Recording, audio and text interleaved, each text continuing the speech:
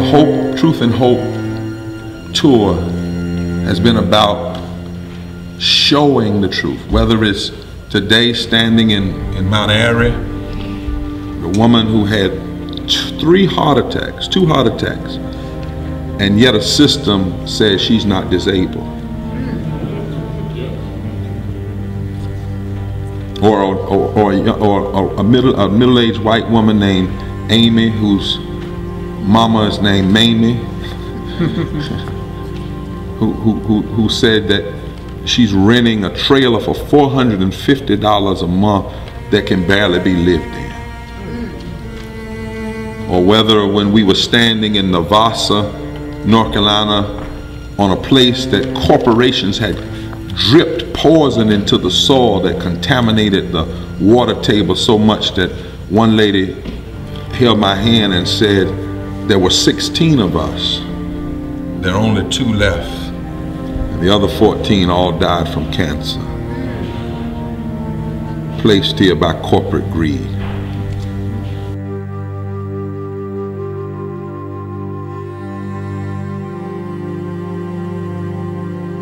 We said that we had to put the truth out here.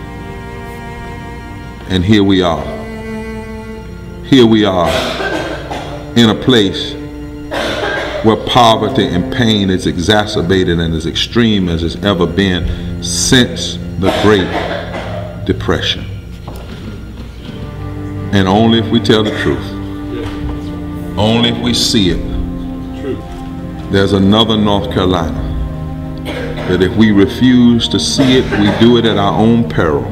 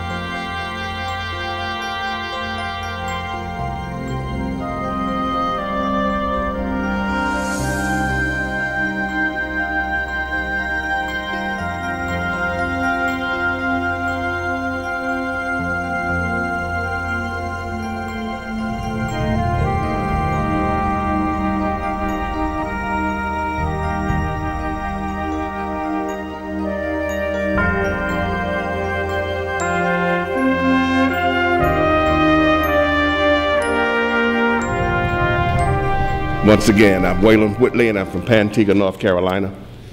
And I am a native of Beaufort County. I was born here, grew up here, left here, stayed gone for 20 years and 3 days, returned to my home in Pantego to discover very little had changed over the course of that 20 years and 3 days. Number one, the government that was in power thought it not important that the people at least be allowed to live at a certain standard. I think it's important for folk to hear, you're talking about in the latter part of the 20th century, the first part of the 21st century, a community without sewage and water. That we need to hear that. In 1986, I began the journey. In 2007, I believe it was, the shovels went in the ground to begin the process of putting on the ground in Pantego. 21 years. 21 years. To get sewage. To get sewage. And some of the money, but we got water in between. Okay, so we worked on that as well. Getting sewage, getting water first, and then getting sewage. So all that happened over the course of 21 years. Let's think for a minute as we're trying to put this face on poverty. What do the faces of people look like when you have to wait 21 years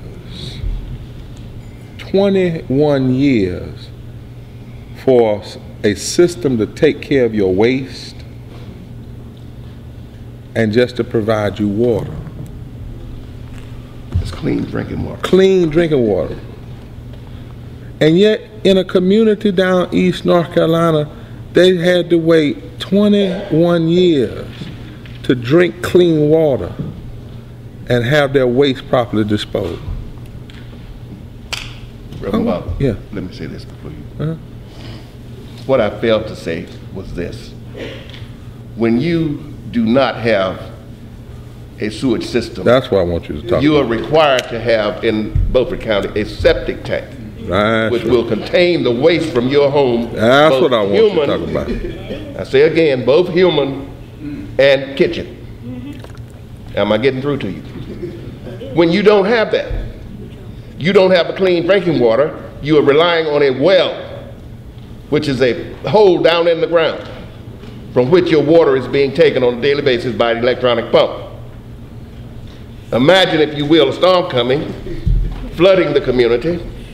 That means that everything in the septic tank is coming above the ground. That's what I want you to talk about. That's what it means. So when the water goes back down, where does the sewage go? In your drinking water. So you're drinking your waste. Children. Children. That's right. Pregnant mothers. And 21 years of that. In the eastern part of North Carolina today, the face of poverty is cold. It's very cold. You have people living in the east that don't have food to eat, they don't have jobs to go to, they don't have money to put fuel in their homes to warm their homes, and they struggle every day. So it doesn't matter how bad life is, they still want to live. And they still seek to live. Doesn't matter how they do it. As this young lady said a few minutes ago, they'll break in your house, take what you got. You know, they don't intend to do that. They don't want to do that. But they want to survive. As we all do. We want to survive.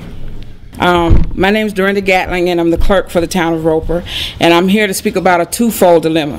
And that is a citizen's ability or the lack thereof to pay utilities and taxes, which must be collected in order for the town to meet its obligations to provide services to its citizens.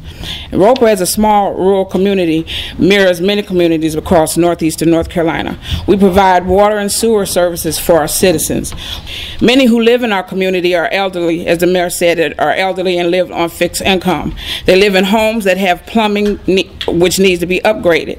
Most times there are leaks because of the plumbing, and their bills increase, their water bills increase, and I hear about it, but there's little that I can do. So then they have to add plumber to their list of priorities in addition to housing, food, medicine, electricity, and water sewer in terms of what bills they choose to pay. And water sewer usually falls at the end of the list. There are many people who live in our community that are under or unemployed. Their wages aren't livable wages. People have to work multiple jobs when they can get them. I see them shuffle their bills to keep their water on, and again, water and sewer usually falls at the end of their list. And I have to become aggressive because inevitably on a monthly basis, there are a number of folks whose water I have to turn off, even when I know they don't have the money. It's hard to do, and frankly, it's stressful because I personally know them, and I know what it's like. Yet I have to do my job because we have to keep the system running, and it costs money to run the system. The same is the case for taxes. The town has to pay to keep the lights on at night, has to pay for police protection, has to pay for maintenance, pay to maintain the streets, and I have to aggressively collect in order to continue to provide these services, which means liens and garnishments and seizing income tax refunds. But who worries about paying taxes when they're trying to pay their mortgage or their rent? My job's hard to do. turning off water and garnishing people. I have a great compassion for the citizens of our community because I've lived it. A couple of years ago, I lost my job and a substantial amount of my income. I lost my home. I tried everything I could do to keep it. I tried to work with the mortgage company. I tried the homeowners assistance program, both of which strung me along for a year, and the payments and the interest kept building. I begged for help, and finally, I had to walk away. That's all I've ever known all my life, is being poor. I'm the first generation of 6 generations born in the mountains.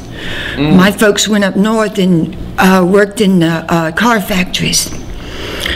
And my father retired after 32 years at Chrysler Air Tent.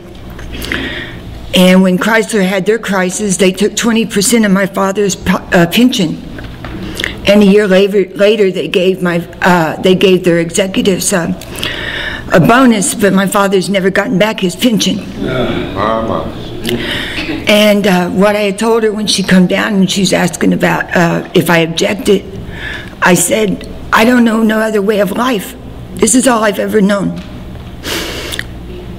I remember when we were little, my parents filed bankruptcy when I was 8 years old.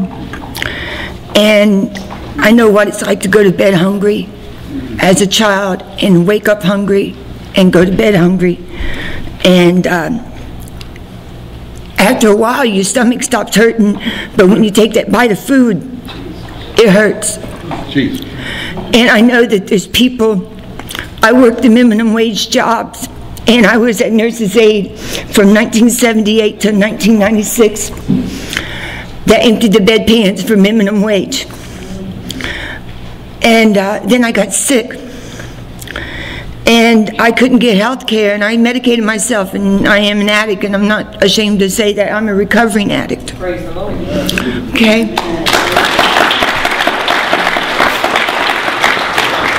I couldn't get help. Every time I went to the hospitals, they would act like I was crazy, and I began to think I was. And so I bought pills on the streets and everything. In fact, I remember telling the doctor one time that I wouldn't have been at the hospital if I could have got the antibiotics. And she looked at me puzzled, and I said, well, you can buy anything from the streets. You can get antibiotics. That's how poor people keep from going to hospitals, because we can't go to the hospitals because they won't see us, they won't treat us. We go to the hospitals and they won't give us a follow-up. And you guys were talking about unemployment a minute ago. Y cuando uno va al desempleo como latino, And when we go to unemployment as Latinos, usted es un cero a la izquierda. you're worth nothing, basically. Cuando uno, y en mi caso, In my case, vengo de transfer de Florida con la misma compañía que Carolina del Norte. I've been transferred from Florida to here to North Carolina, but by the same company. A los 2 años y medio la compañía shut down. 2.5 years, the company shut down and closed. Voy al desempleo, I go to unemployment. presento mi resumen, I have my resume ready and I show it to them. experiencia en manufactura, My experience in manufacturing. le pregunto, I ask them, ¿me pueden ayudar can you help me a conseguir un trabajo similar to find a similar job con este salario? with this salary? No. No. ¿Me pueden ayudar Can you help me a irme a estudiar so I can go to school to get better, para tratar de buscar un trabajo comparativamente a un buen sueldo? to get a good job where I can get a good salary?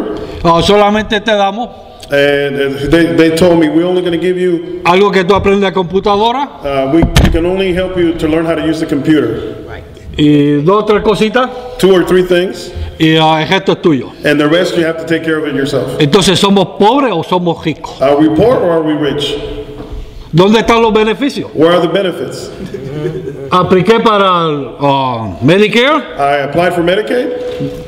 sigo con mi dolor en mis rodillas, I have pain in my knees en toda mi coyuntura. and all my body, my joints. Ay, no es teenager, tengo 58 años. I am not a teenager. I'm 58 years old. Y lo único que me ofrecieron, And the only thing that they offered me, un examen, it was a test or an exam, examen básico, médico. just a basic checkup. Médico me dice, wow, And the doctor hay said que to me, operarte de las 2 rodillas. we have to Hay que perform bregarte surgery con on tus both your hombros. knees. We have to perform surgery on your shoulders. Eso es todo, That's all. pero ni una pastilla They didn't give me a pill para el dolor. for the pain. ¿Dónde están los beneficios? Where are the benefits? That's the question. Tell ¿Será porque soy latino? Is it because I'm Latino? Porque no reconoce quizá que un latino pueda ser ciudadano norteamericano. Maybe they don't recognize that a Latino can be an American citizen too? ¿O es Or is it, que tengo que ponerme un sign? do I have to wear a sign? Este es mi partido político. This is my political Este es party. mi gobernador. This is my governor. That's my president. This is my And president. where is my benefits? And where are my benefits? Yo voy a hablar por los latinos I'm going to talk for the y Latinos. voy a mover a los latinos And I'm going to move the Latinos. y vamos a ser parte de And ustedes. we're going to be part of this group. Ya está bueno del abuso. It's enough. Ya está bueno del abuso. It's enough with the people. Nosotros como ministros, aquí habemos 3 ministros, There's 3 ministers here before. sabemos predicar la palabra de Dios. We know how to preach the word of God. Vivimos la palabra de Dios. We live the word of God. Pero también señalamos lo que es And injusticia, we also call out lo injustice que es abuso and what's abuse is y lo que es and what realmente ser un ser humano.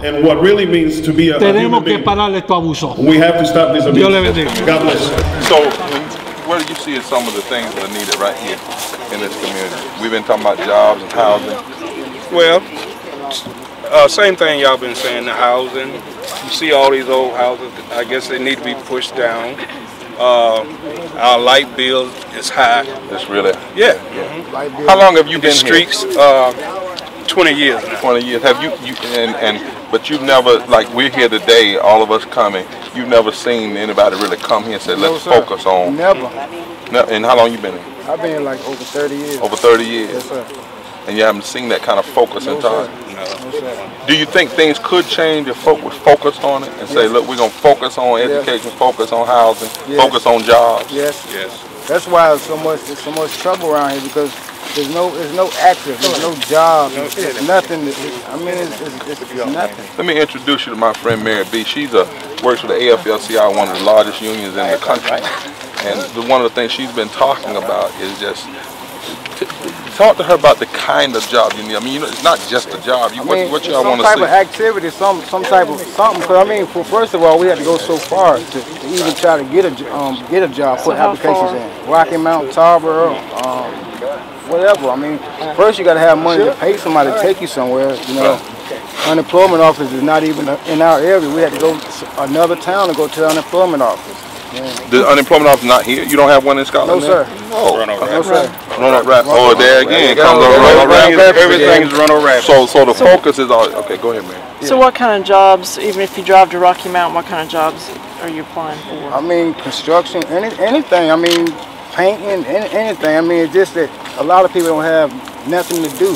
So, I mean, you still got to eat. You still got to pay your light bill. You know what I'm saying? You got kids, child support, you know.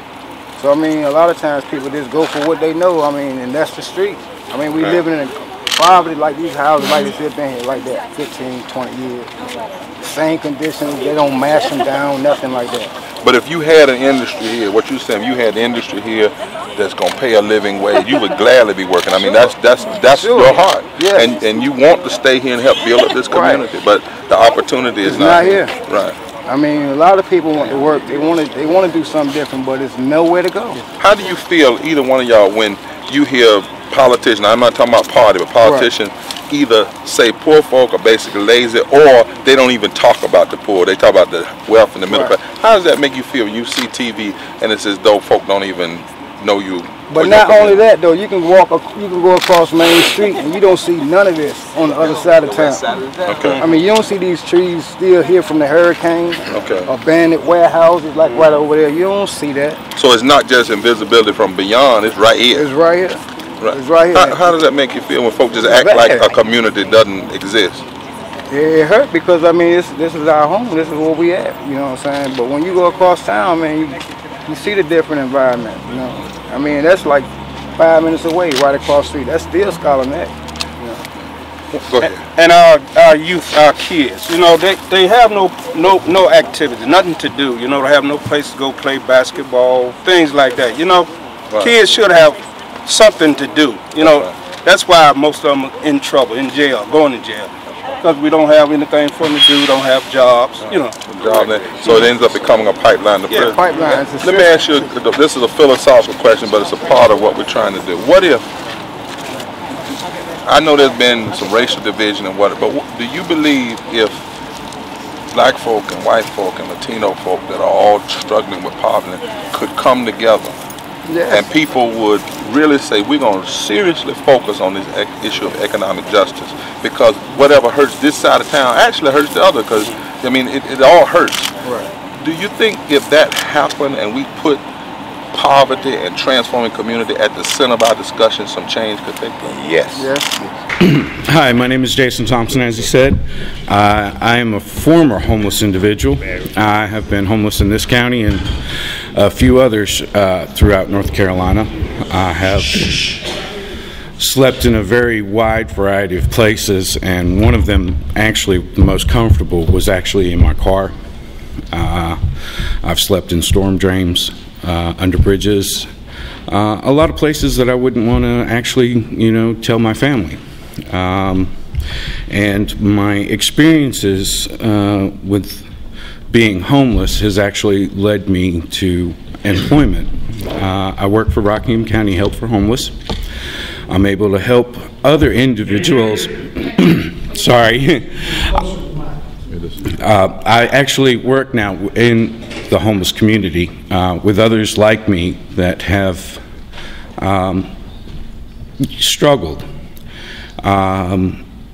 But there are a wide variety of issues, even with, nonprofit agencies. A lot of it is that there's not enough public interest, lack of funding. We're able to get grants, but there's a system where you actually have to have some money in order to get more from the federal government, cash matches.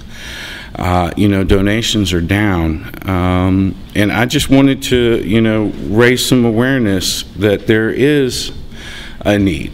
And it's not always, there's a big stigma with homelessness, that if you're homeless, you're lazy. You're addicted to drugs, you have a mental health issue. But there are a lot of other causes of homelessness. Domestic violence, unemployment, underemployment, and there's, it gets frustrating because you don't always know how to even help somebody, even somebody that has been through homelessness. And has gotten out of it. It's just a really difficult situation. I just wanted to say I moved to Rockingham within the last 3 months, and my light bill is $335 a month for 1-bedroom apartment, and I think that's too much for a 1-bedroom apartment. And I only pay $175 for rent. Now that's a systemic injustice. I only get $550 a month.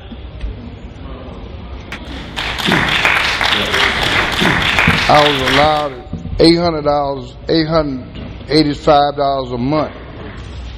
That was enough to pay my rent and probably buy some food, and I was broke. If it wasn't for my wife, I'd probably been dead by now. But my problem is this: I have a heart failure, and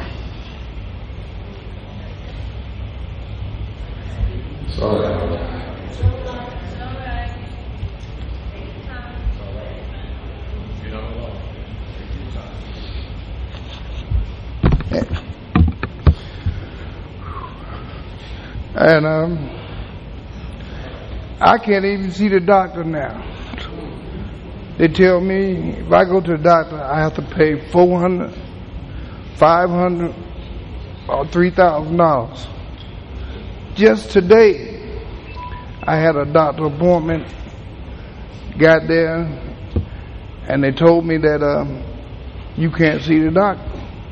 You owe $400 something. I said, well, why not? Your benefits are run out. The job that I had a year ago, they just dropped me. So now I can't buy medicine. I can't go see the doctor. And my heart went down to 15%. My heart was, I thought I was gone. But as I said, I'm going to give my wife all the praise. She stood by my side. Yes, sir. And I can't even see a doctor, never until I paid that money. And we talk about $4,000 or $5,000. I had to go 3 or 4 weeks ago to a Fleet Sumner. They charged me $3,000. I don't have it. I can't get a Medicare, Medicaid. They tell me I have to wait till I get 65. But yet I see people around here that get it, but I can't get it. And I wanted to know what was the problem with the certain people that can't work, can't get Medicare or Medicaid.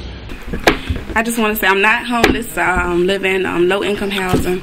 Still homeless, but I'm unemployed. I have a 9-year-old little girl, and I lost my job at McDonald's 2 years ago and been looking for work ever since. And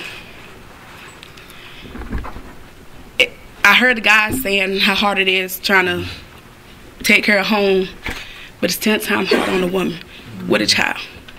It hurt every day not being able to provide for my daughter, or take her in the store, her not get what she want, or her not get what I like to give her, you know. And I only got but one. Christmas go by, I gotta ask other people to help out, and it hurts because I want to be the one to make her day or put a smile on her face. And take your time. You're all right. Take your time. That's why we're here. It's sad. It hurts because I know she's looking at me as that role model. And the fact that I can't explain to her what happened. She's just looking at me like I don't care. Like, and I love my baby.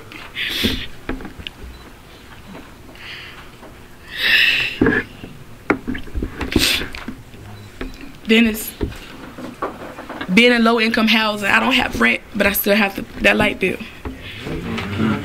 And it's high. That's all I can say. How much is your light bill? A month? Yeah. Close to $200. Close to $200. That's a lot of money when you don't have it. In a 2-bedroom house. So even going to this person and that person, can I borrow this? Can I borrow that? It's not enough. Because you still got to find a way to pay it back. And then you get a job, they go up on your rent. They cut your food stamps off. So I just want to say, men, I applaud you. And women, keep your head up.